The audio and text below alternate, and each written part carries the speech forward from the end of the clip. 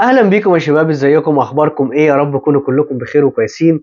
النهارده بقى الكلام على جاي اقول لكم لو انت معاك 10000 جنيه ومش عارف تشتري موبايل بالاسعار الغاليه دي. النهارده ال 10000 جنيه ما تجيبلكش اي حاجه، يعني ممكن تجيب لك ايه 33 مثلا ولا حاجه، ولا ايه 52 بيكبيرك قوي يعني. لكن عايزك تستغل ال 10000 جنيه دي وتجيب اكبر امكانيات في الدنيا كلها بال 10000 جنيه.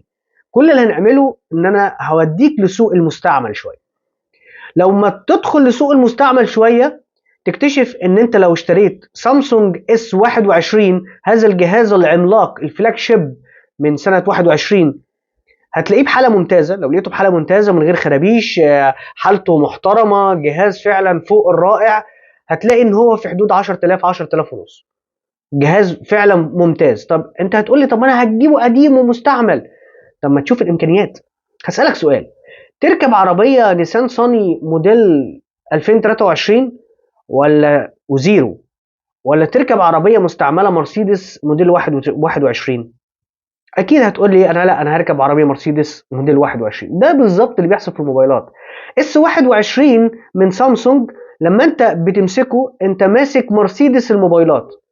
بس في سنه 21 عندك المعالج بتاعه الاكزينوس 2100، عندك 8 جيجا رام، عندك الكاميرات بتاعته ممتازه. انا ما شفتش كاميرات، ما فيش 10000 جنيه ولا 12 ولا 14000 هتديك كاميرات زي الكاميرات اللي موجوده في الجهاز ده. الحقيقه انت لو جبت ال 52 اس، 52 اس اللي هو النهارده ب 14000 جنيه ومعدي، مش هيديك اداء الكاميرات اللي بيديهولك الاس 21. لو جيت اتكلمت عن التحديثات، التحديثات شغاله مع الجهاز ده كمان 3 سنين او سنتين على الاقل. فجهاز انت بتحط فيه فلوس، بتاخد كل حاجه، بتاخد شاشه، ايه الجمال ده؟ ما فيهاش غلطه، شاشه ما فيهاش غلطه. تاخد كمان ان الجهاز محمي من ضد الميه والغبار بمعماريه اي بي 68. فانت طبعا انا بقول محمي لكن ما بقولش ضد الميه، عشان في ناس بتكتشف او بتتخيل ان هو ضد الميه فتنزله في الميه. الكلام ده مش صح، الشركه نفسها بتقول ان الكلام ده مش صح. لكن انا بوضح لك قد ايه انت معاك الجهاز ده فيه ديكس، سامسونج ديكس. طبعا اللي مش عارف السامسونج ديكس ده، انت ممكن تخلي الموبايل بتاعك توصله بشاشه يبقى لابتوب او يبقى كمبيوتر.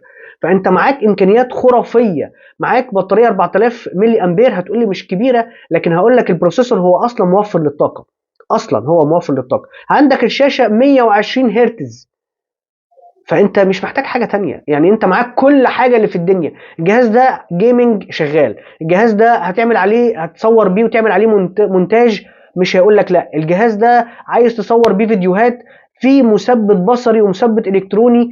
ايه الجمال والروعه ده؟ حاجه.